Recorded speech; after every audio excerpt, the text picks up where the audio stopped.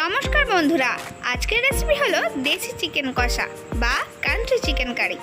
মায়ের ঘরোয়া রান্নায় সকলকে স্বাগত। এই দুর্দান্ত রেসিপিটা দেখতে হলে চোখ সরানো যাবে না।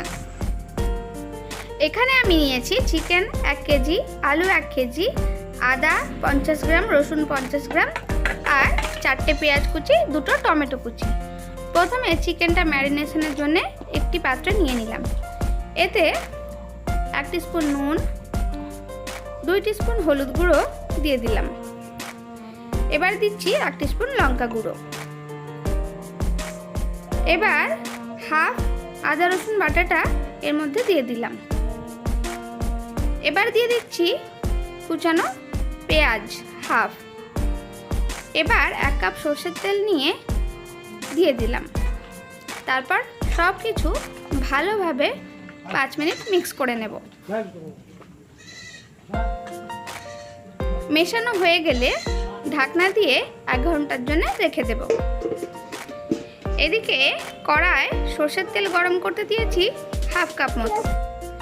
এতে কেটে রাখা আলুগুলো ভাজতে দিয়ে দিলাম। এগুলো একটু নেড়ে চেড়ে দিয়ে দিচ্ছি 1 টিস্পুন হলুদ গুঁড়ো এবং 1 টিস্পুন নুন।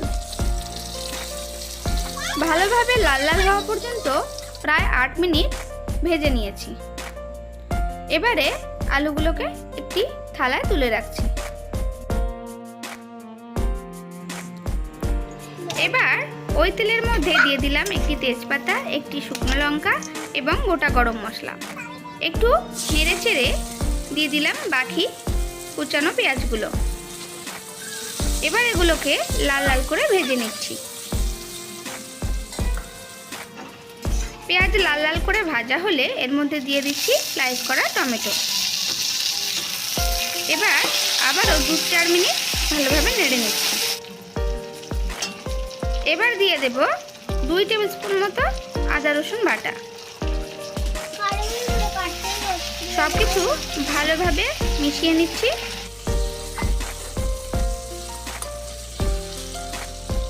এবার একটু জলের মধ্যে 1 টিস্পুন হলুদ গুঁড়ো এবং 1 টিস্পুন লঙ্কা গুঁড়ো দিয়ে মিশিয়ে নিয়ে দিয়ে দিলাম।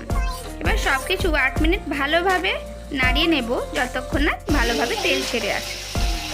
দেখছেন কত সুন্দর তেলটা ছেড়ে এসেছে।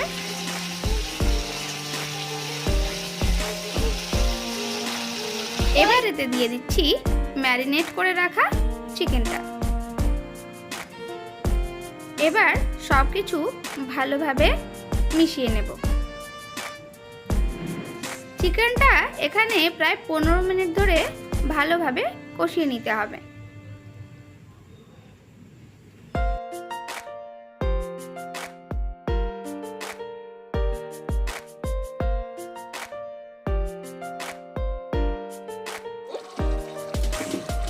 পনেরো মিনিট কষানো হলে চিকেনটা বেশ ভাজা ভাজা হয়ে আসবে। এবার এর মধ্যে ভেজে রাখা আলুগুলো দিয়ে আরও 10 মিনিট মতো কষিয়ে নেব। 10 মিনিট মতো কষানো হলে এবার এর মধ্যে দিয়ে দেব 1.5 গ্লাস গরম জল।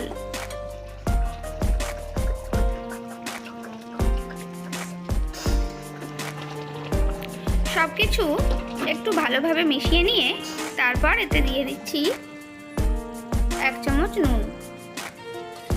আবারও সব কিছু একটু নেড়ে চেড়ে দিয়ে ঢাকনা দিয়ে একেবারে লো ফ্লেমে এটা 1 ঘন্টা সিদ্ধ হতে দেব। 1 ঘন্টা পর ঢাকনা খুলে নিলাম। আবারও 5 মিনিট সব কিছু একটু নাড়িয়ে নিচ্ছি। এবার এতে দিয়ে দেব 1 টেবিল স্পুন ঘরে তৈরি করা গরম মশলার গুঁড়ো। আরও 2 মিনিট ভালোভাবে নাড়াচাড়া করে নিলেই আমাদের দেশি চিকেন একেবারে রেডি।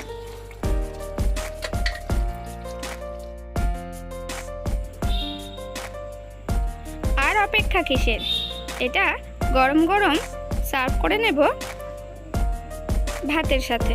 রেসিপিটি ভালো লাগলে অবশ্যই জানাবেন।